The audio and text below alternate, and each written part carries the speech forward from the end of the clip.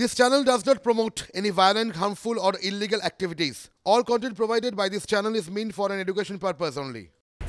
পুলিশি জেরায় বিস্ফোরক জবানবন্দি শেখ শাহজাহানের। ইডির হাতে গ্রেফতারের আশঙ্কায় হামলার নির্দেশ দিয়েছিলাম। আদালতে পুলিশের নথিতে শাহজাহানের স্বীকারোক্তির উল্লেখ। ইডি তল্লাশিতে বাধা দিতে জিনিসপত্র কেড়ে নেওয়ার নির্দেশ। পুলিশি জেরায় বিস্ফোরক স্বীকারোক্তি শাহজাহানের, এমনটাই সূত্রের খবর। আদালতে দেওয়া নথি শাহজাহানকে প্রভাবশালী তকমা পুলিশের।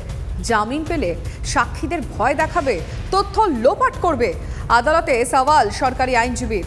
অন্য অভিযুক্তদের গ্রেফতার করতে শাহজাহানকে হেফাজতে চায় পুলিশ। শাহজাহানের অতীত অপরাধের ইতিহাস আছে আদালতে, বলল পুলিশ।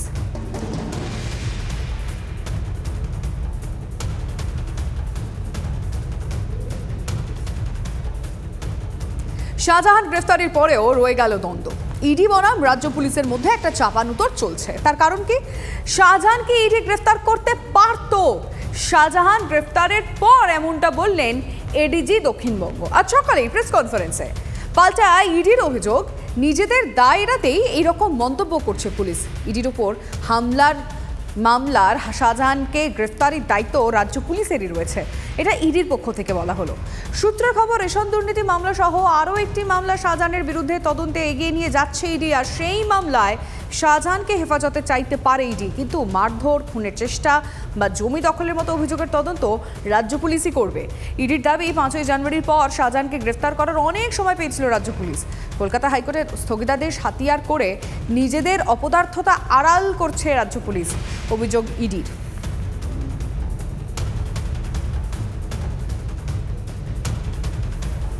পুলিশের ওপর আইনি বাধ্যবাধকতা ছিল, আদালতের স্থগিতাদেশ ছিল, কিন্তু ইডি কেন শাহজাহানকে গ্রেফতার করেনি? প্রশ্ন তুলছেন এডিজি দক্ষিণবঙ্গ সুপ্রতিম সরকার।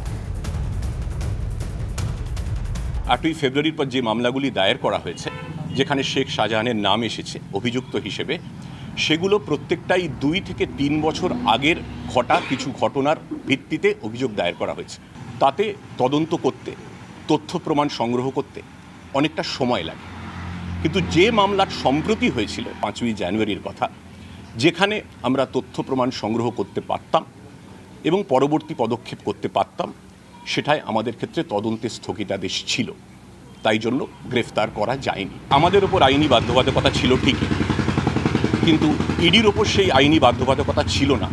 তা সত্ত্বেও তাঁরা কেন শেখ শাহজাহানকে গ্রেফতার করতে উদ্যোগী হননি, সেই প্রশ্নটাও আমার মনে হয় একটু প্রাসঙ্গিক আছে, সেই প্রশ্নটাও ওঠা উচিত। মহামান্য আদালত সেই স্বতঃপ্রণোদিত হয়ে সুমোটো মামলা করে জানান, কেন্দ্রীয় শক্তিও তাকে অ্যারেস্ট করতে পারে, রাজ্য শক্তিও তাকে অ্যারেস্ট করতে পারে, রাজ্য প্রশাসনও তাকে চাইলে অ্যারেস্ট করতে পারে। কিন্তু দেখা গেল কেন্দ্রীয় প্রশাসনের কেন জানি না তাকে অ্যারেস্ট করতে অনীহা। গতকাল মহামান্য আদালতের কাছে গিয়ে তারা বললেন যে অ্যারেস্ট করলে আমরাই করব, তার জন্য কিছু সময় দিন। কেন? আর আজকে রাজ্য পুলিশ হাতে নাতে অ্যারেস্ট করে দেখিয়ে দিয়েছে মিনাখার বামন পুকুর অঞ্চল থেকে। এডিজি মানে ওই সুপ্রতিম সরকার। এই সুপ্রতিম সরকারের সম্পর্কে না বলাই ভালো। ইনি সিঙ্গুরে থাকার সময় 2006-7 সালে উনার কীর্তি সবাই জানে। ওনার সম্পর্কে কথা কম বলাই ভালো। উনি তৃণমূলের শেখানো কথা বলছেন।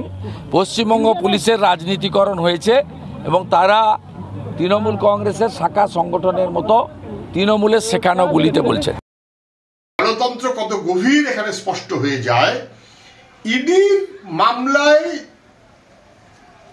কোর্ট বলেছে কোনো বাধা নিষেধ নেই, ছিল না। যদি বাধা নিষেধ থেকেও থাকে, তাহলে বাকি প্রতিদিন মানুষের যে অভিযোগ, 43টা 44টা স্পেসিফিক অভিযোগ চার্জশিট, কেন গ্রেপ্তার করেননি? পুলিশকে রাস্তা অবরোধ করা হয়েছে অফিসিয়ালি, গ্রেপ্তার করেননি কেন? সেটা ইডির কথা। ফলে ইডি কি সিবিআই কি রাজ্য পুলিশ না কথা না, ধরবার সুযোগ অবশ্যই তাদের ছিল যারা ওকে ঘেরাটোপে রেখেছেন। রাজ্য পুলিশের ঘেরাটোপে ছিল, সবাই জানে। সন্দেশখালীর বাঘ খাঁচায় বন্দি, অভিযোগে শেষ নেই শাহজাহান শেখের বিরুদ্ধে। অনেকের মনে প্রশ্ন, কোন অভিযোগের ভিত্তিতে গ্রেফতার শেখ শাহজাহান? পুলিশ জানিয়েছে 5ই জানুয়ারি ইডির উপর হামলার প্রেক্ষিতেই এই গ্রেফতারি। বাকি যে অভিযোগ আছে তার তদন্ত করতে কিছুটা সময় লাগবে, কিন্তু এই যুক্তি নিয়েও যে প্রশ্ন থেকে যাচ্ছে। গভীর রাতে গ্রেফতার সন্দেশখালীর বেতাজ বাদশাহ শাহজাহান শেখ। সকালে এডিজি দক্ষিণবঙ্গ সাংবাদিক সম্মেলন করে জানালেন, ইডির ওপর হামলার অভিযোগে গ্রেফতার করা হয়েছে শেখ শাহজাহানকে। বসিরহাট মহকুমা আদালত থেকে তাকে নিয়ে আসা হয় ভবানী ভবনে। তদন্তের দায়িত্ব হাতে তুলে নিয়েছে সিআইডি। তবে পুলিশের প্রশ্ন, ইডি কেন গ্রেফতার করেনি?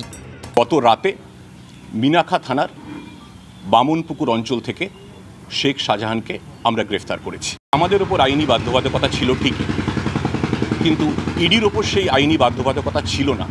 তা সত্ত্বেও তাঁরা কেন শেখ শাহজাহানকে গ্রেফতার করতে উদ্যোগী হননি, সেই প্রশ্নটাও আমার মনে হয় একটু প্রাসঙ্গিক আছে, সেই প্রশ্নটাও ওঠা উচিত। একটু পিছিয়ে যাওয়া যাক। শেখ শাহজাহান তখনও গ্রেফতার হয়নি। আদালতে পরপর তিরস্কারের মুখে পড়ছে রাজ্য ও পুলিশ। এর মাঝেই হাইকোর্টে রাজ্যের এজি জানিয়েছিলেন, গত 4 বছরে শাহজাহান শিবু উত্তমদের বিরুদ্ধে মোট 43টি মামলা রুজু হয়েছে। 41টি মামলায় চার্জশিটও জমা হয়েছে। হাইকোর্টে একথাই জানান রাজ্যের অ্যাডভোকেট জেনারেল। আর এই সব মামলা যে ইডির ওপর হামলার অনেক আগে হয়েছে, গত 4 বছর ধরে। এই যেমন দাড়ির জঙ্গলের কৃষ্ণপদ লাইয়া। তফসিলি সম্প্রদায়ের কৃষ্ণপদর 3 একর জমি বেদখল হয়ে গেছে। 2016তে স্থানীয় তৃণমূল নেতাদের কুকীর্তির কথা ভূমি ও ভূমি রাজস্ব দপ্তরের কর্তাদের লিখিতভাবে জানিয়েছিলেন কৃষ্ণপদ। তার ভিত্তিতে পুলিশ ও প্রশাসনের কাছে রিপোর্টও তলব করা হয়। তারপর জুটেছে মার। শাহজাহান শিবু উত্তমদের বিরুদ্ধে কোনো পদক্ষেপ হয়নি। অভিযোগের সেই কাগজ TV9 বাংলার হাতে। নবান্ন জানালে পরে নবান্ন থেকে আমাকে চিঠি করলো। তা সত্ত্বেও থানার ওসিইউ সিআই সাহেব উনি তলব করে কিছু জানলেন। তারপরে সন্দেশখালী থানার 2 নম্বর ব্লকের ব্লক সাহেব বেলারু সাহেব উনি কিছু করলেন না এবং কোনো কিছু পাঠালেন না। আরও একটা মামলা, সন্দেশখালীর পদ্মা মণ্ডল। শাহজাহান বাহিনীর অত্যাচারে স্বামীকে হারিয়েছেন। অভিযোগ, স্বামীকে 8টা গুলি করিয়েছে শাহজাহান। 3 বছর ধরে ঘর ছাড়া। গোপন ডেরা থেকে TV9 বাংলার ক্যামেরায় মুখ খুলেছিলেন তিনি। সিআইডি চার্জশিট জমা দিয়েছে হাইকোর্টে। সেখানে মূল অভিযুক্ত শেখ শাহজাহান, যার 1 নম্বরে নাম ছিল, সেই শেখ শাহজাহানের নাম বাদ দিয়ে খুব অতি নগণ্য 2 জন নাম দিয়ে চার্জশিট জমা দিয়ে দিয়েছে। সুকান্ত দেবদাস মণ্ডলদের পরিবারেও একই অভিযোগ। পুলিশের কাছে খুনের মামলা রুজু করা হয়েছিল। অভিযোগ, 2টি ক্ষেত্রেই এফআইআরে শাহজাহানের নাম থাকলেও অজ্ঞাত কোনো কারণে চার্জশিট থেকে নাম বাদ পড়ে। প্রশাসন বলে আর কিছু আছে এখন? প্রশাসন তো সব জায়গায় প্রশাসন কি চায়? ভাঙিপাড়ার মানুষ এখন কি চায়? তদন্ত করুক। এডিজি দক্ষিণবঙ্গ সাংবাদিক সম্মেলন করে জানান, 8ই ফেব্রুয়ারির পর থেকে যে অভিযোগ দায়ের হয়েছে তার তদন্ত করতে কিছুটা হলেও সময় লাগবে। অর্থাৎ সন্দেশখালীর জনতার বিক্ষোভের পর যে অভিযোগ দায়ের হয়েছে। 2-3 বছর আগে যে মামলার ঘটনা, যে মামলার ভিত্তি, তাতে তদন্ত করতে, তথ্য প্রমাণ সংগ্রহ করতে অনেকটা সময় লাগে। সত্যি তো, 2-3 বছর আগের ঘটনা নিয়ে তদন্ত করতে কিছুটা সময় নিশ্চয়ই লাগবে। কিন্তু প্রশ্ন একটা থেকেই যাচ্ছে, রাজ্যের এজি আদালতেই যে তথ্য দিয়েছেন 4 বছরে 43টি মামলা হয়েছে, 41টি চার্জশিট দেওয়া হয়েছে, সেই মামলাগুলির প্রেক্ষিতে কোনো পদক্ষেপ করা যায়নি। পশ্চিমবঙ্গ পুলিশের রাজনীতিকরণ হয়েছে এবং তারা তৃণমূল কংগ্রেসের শাখা সংগঠনের মতো তৃণমূলের শেখানো গুলিতে বলছে। 43টা 44টা স্পেসিফিক অভিযোগ চার্জশিট কেন গ্রেপ্তার করেননি? পুলিশকে রাস্তা অবরোধ করা হয়েছে অফিসিয়ালি, গ্রেপ্তার করেননি কেন? শাহজাহান গ্রেফতার হয়েছে, সন্দেশখালী কিছুটা হলেও শান্তি পেয়েছে।